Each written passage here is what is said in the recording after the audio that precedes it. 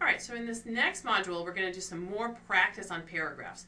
I'm going to lead you through the editing of 2 more paragraphs where we go through and kind of bring out the logic, bring out the organization, improve the organization, and also do some sentence level editing to make things read more smoothly and to get rid of extra clutter. So as I've mentioned with earlier modules when we're doing this kind of practice, there's 2 ways you can watch the video. You can just watch it straight through, and I'll kind of lead you through how I would approach each of these and edit each of these. If you want to challenge yourself even a little bit more, and you've got some extra time and want to kind of test yourself, you could, after I introduce each example, shut the video off for a moment, pause the video, and try to edit it on your own. See what you come up with, and then rejoin the video and kind of compare against my edits, just to see how many of the things that we've been talking about in this class that you can pick up. Either way is fine to watch the video. So here's the first example. This was from something I was editing. And it's actually a little bit easier than the example that we edited in the last module because it's something that pretty much I think everybody can understand without too much background. It's about headache. So I'm just going to kind of read this through, and then we'll talk about different, I'm going to point out some different things in this, and we'll talk about how to edit it. So it says, headache is an extraordinarily common pain symptom that virtually everyone experiences at one time or another. As a pain symptom, headaches have many causes. The full range of these causes were categorized by the International Headache Society in 1988. The IHS distinguishes 2 broad groups of headache disorders, primary headache disorder and secondary headache disorders. Secondary headache disorders are a consequence of an underlying condition such as a brain tumor, a systemic infection, or head injury. In primary headache disorders, the headache disorder is the fundamental problem. It is not symptomatic of another cause. The 2 most common types of primary headache disorder are episodic tension type and migraine. Although IHS is the most broadly used recognized classification system, a brief comment on the others would be appropriate, especially if there are uses that have epidemiologic advantages.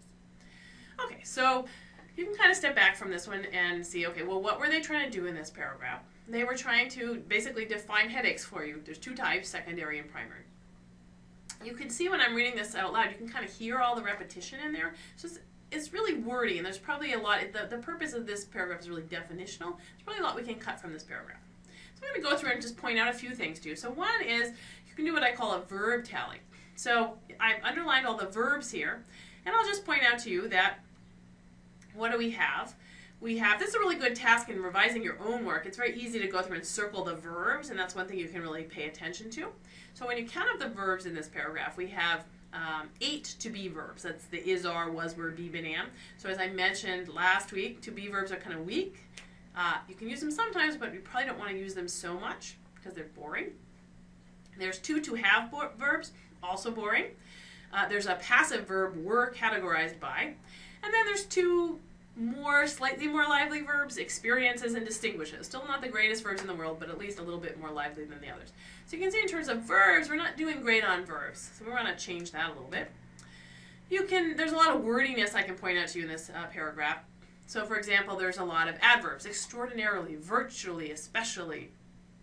You can get some wordiness like at one time or another, as a consequence of, not symptomatic of, fundamentals, one of those kind of empty words that we can probably edit out. So there's a lot of wordiness here that we're going to try to edit out. There's an interesting style that this author happened to have. They kind of were a little bit repetitive in a very specific way. They liked to end that one sentence with a particular term and then start the next sentence with the same term, or very close to that. So for example, in the first sentence they use the term common pain symptom, and then they start the next sentence with as a pain symptom, and then they end that sentence with have many causes. They start the next sentence with the full range of these causes.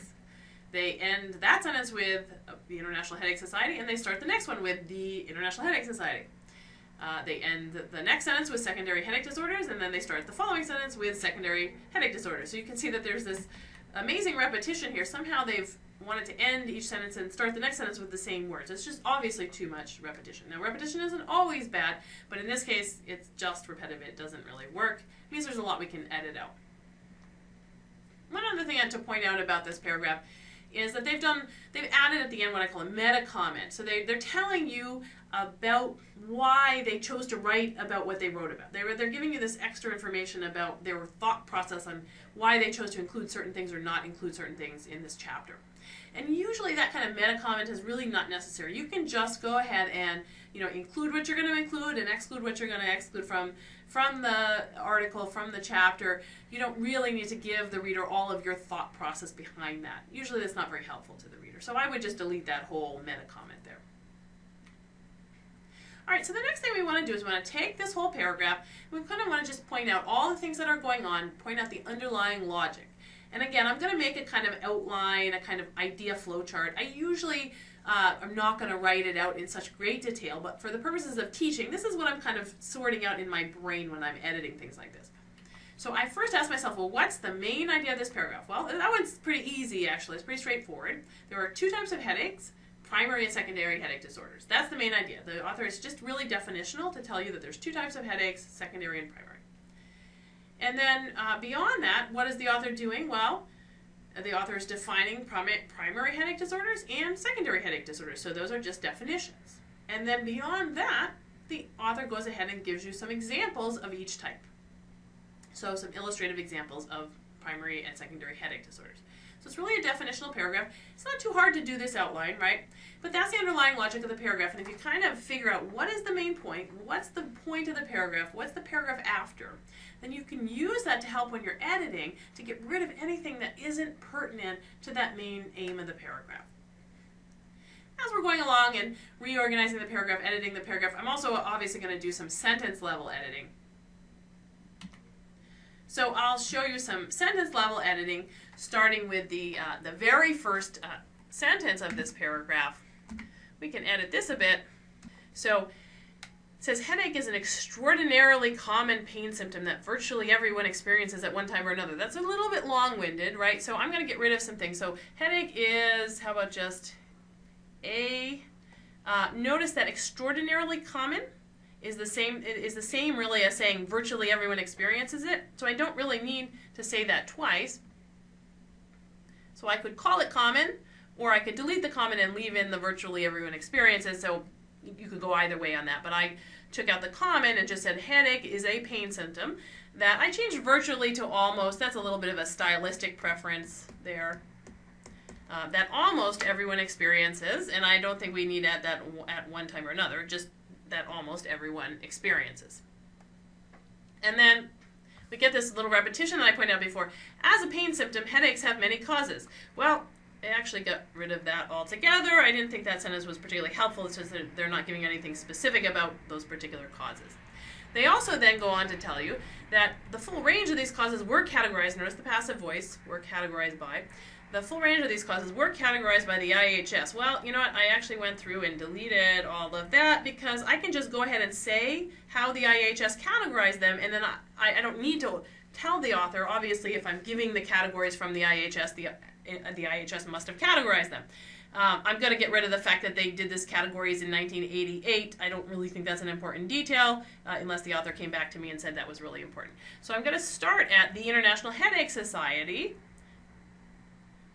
And then we get to distinguishes two broad groups of headaches. I'm going to shorten that a little by just saying groups. The International Headache Society groups headache disorders, and then I'm going to say into two types based on cause: primary headache disorders and secondary headache disorders. So I'm going to get in the little extra bit that they're grouping the headache disorders,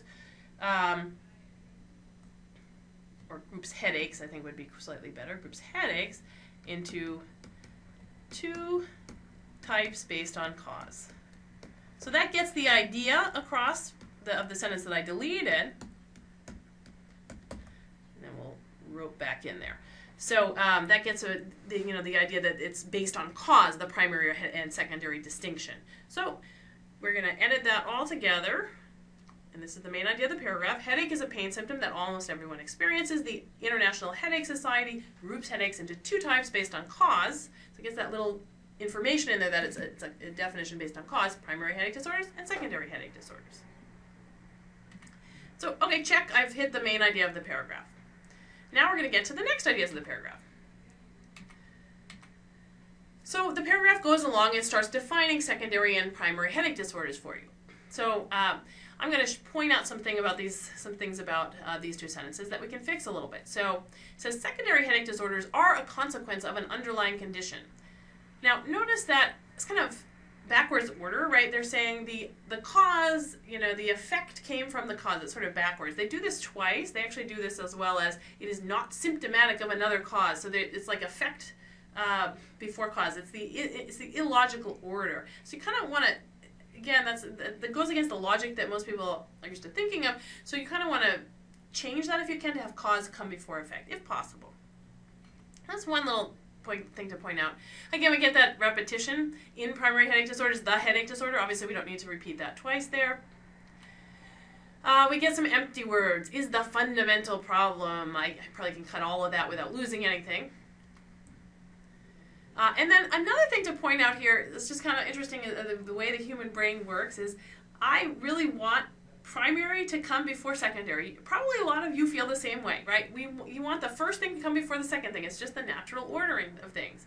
So I want the author to define the primary headaches first in the paragraph and then the secondary headaches second. It's just the natural logical order. So I would change that around. So I looked at all of that and I changed some things around so that I put the primary headache first and secondary headache second. And so here's my edited version, kind of fixing all of these things I just pointed out to you. So in primary headache disorders, the headache itself is the main complaint. The two most common types of primary headache disorders are episodic tension type and migraine. So notice I got the primary first, now the secondary. Secondary headache disorders result from an underlying condition, such as a brain tumor, a systemic infection, or a head injury. So notice how much I was able to weed out. I rewrote a lot of that. And I've hit now all of the rest of the things that I need to hit in this paragraph. So I've defined primary and secondary headache disorders. So I've hit that, checked. And then I've given the examples of primary and secondary headache disorders. And with the secondary headache disorders, I just ran the examples right into that one sentence. They help even with the definition there. Okay, so we got the sub-supporting ideas, we got the examples. All right, so we're done. So all together, here's the edit. And you can see it's much, much shorter than what we started with. Headache is a pain symptom that almost everyone experiences. The IHS groups headaches into two types based on cause: primary headache disorder and secondary headache disorders. In primary headache disorders, the headache itself is the main complaint. The two most common types are episodic tension and migraine. Secondary headache disorders result from an underlying condition such as a brain tumor, a systemic infection, or head injury. And you can go back to the outline, make sure we hit all the main points. Sure, we hit all the main points. Good. Okay, so that one was a fairly easy one because it was just dealing with definitions. This one's slightly trickier, although still, I think, largely definitional. So let's read through this one. If you want to pause the video and try this one on your own, go for it. If you want to just follow along with me, I'll kind of lead you through my thought process. So this one says, although the methodological approaches are similar, the questions posed in classic epidemiology and clinical epidemiology are different. In classic epidemiology, epidemiologists pose a question about the etiology of a disease in a population of people. Causal associations are important to identify because if the causal factor identified can be manipulated or modified, prevention of disease is possible. On the other hand, in clinical epidemiology, clinicians pose a question about the prognosis of a disease in a population of patients. Prognosis can be regarded as a set of outcomes and their associated probabilities following the occurrence of some defining event or diagnosis that can be a symptom, sign, test result, or disease. So again, as you're reading this one out loud, as I'm reading it to you, you can hear some of the repetition and some of the kind of awkward phrasing. So there's a lot we can edit out of this one. So again, my approach to this, at least in my head, is to kind of ferret out at first, just what was the author trying to accomplish in this paragraph? What's the main take-home message, the main aim of this paragraph? And then beyond that, what are all the points that the author needs to get in? So I kind of make an outline in my head, and I'm going to actually write it down explicitly here. The main idea of this paragraph is that they want to tell you about the differences between classic and clinical epidemiology. How do those differ? So that's the main idea. It's a compare-contrast, essentially. And then the supporting ideas, well, they give you the definitions. Classic epidemiology is about disease etiology and preventing disease. In contrast, clinical epidemiology is about improving prognosis in people who already have diseases. So that's the supporting ideas. And then beyond that, the authors are defining a couple of words in case you don't know what they are. Since they've said classic epidemiology is about etiology, they need to define the word etiology. And they've said clinical epidemiology is about prognosis, so they need to tell you what prognosis is. So we need some definitions there. So that's it. That's the whole main idea of this paragraph, and that's all of the pieces in this paragraph. So when we edit it, we're going to make sure that we get in all of those pieces and, again, get out anything that doesn't contribute to those pieces. And I'm also going to do a lot of sentence level editing as we go along here. So we'll start with the very first sentence. Although the methodologic approaches are similar, the questions posed in classic epidemiology and clinical epidemiology are different. So we can do a little bit to streamline this sentence a bit. So notice it's a little wordy. Although the methodological, that word methodological, again, approaches are similar, the questions posed are different. And then, are different, you can streamline that a little bit by making that differ, which is a little bit better verb than a to-be verb are. So I streamlined that one too. Despite methodologic similarities, classic epidemiology and clinical epidemiology differ in aim. So that gets to the main point of that paragraph, the main idea. All right, I'm going to now move on to the next part of that paragraph because there's some interesting things here. So there's actually, the author of this article had done a good job in setting up a particular compare-contrast with parallel sentences, that is, parallel structure across multiple sentences. And this is a really great technique. They needed to bring it out a little bit more, though. So I just want to point this out to you. Notice this structure that's there. So they say, in classic epidemiology, epidemiologists, that's the group, pose a question about etiology in a population of people, a general population. Okay? So we get this. In discipline 1, group 1 poses a question about etiology in a particular population. And then we get all this kind of intervening stuff, which for now I'm going to ignore. And then we get this transition word, on the other hand. We're not going to need that transition word if we bring out the structure nicely here, this parallel structure. But then we get to something that's a kind of parallel form. In clinical epidemiology, clinicians, that's the next group, pose a question about prognosis in a population of patients. So we get the same kind of parallel structure. So that's kind of nice, right? They kept the language, the parallel across those two sentences, which made it easy for the reader to make a nice compare-contrast. Here's exactly what's the same, and here's exactly what differs. They have the same kind of idea about posing questions about something in a population, but exactly the question they're asking differs, and exactly the population differs. So I think that's really nice structure, and the author can bring it out a little bit more by doing the following, just directly saying, classic epidemiologists pose a question about the etiology of a disease in a population of people. Clinical epidemiologists pose a question about the prognosis of a disease in a population of patients. So we're going to keep that structure the same across those two sentences to really bring out the compare-contrast. Notice when I do that, I don't need that transition on the other hand. It's completely unnecessary because I've got this nice parallel structure that's making that paragraph flow. So we get that nice compare-contrast.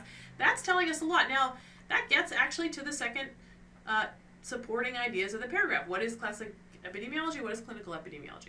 So now all we need to do is the last little bit, which is to define etiology and prognosis, to define those two words. And that's actually fairly easy to do.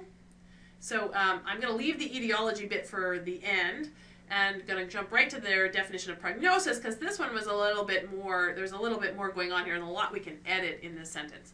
So it says, prognosis can be regarded as a set of outcomes and their associated probabilities following the occurrence of some defining event or diagnosis that can be a symptom, sign, test result, or disease. Whew, that's quite a long sentence, and I'll point out a few things in it. So one thing that hopefully by now you can pick up is that prognosis can be regarded as, that's a long-winded way of saying is, right? And then we get a lot of extra things going on here. I changed this to is the probability that.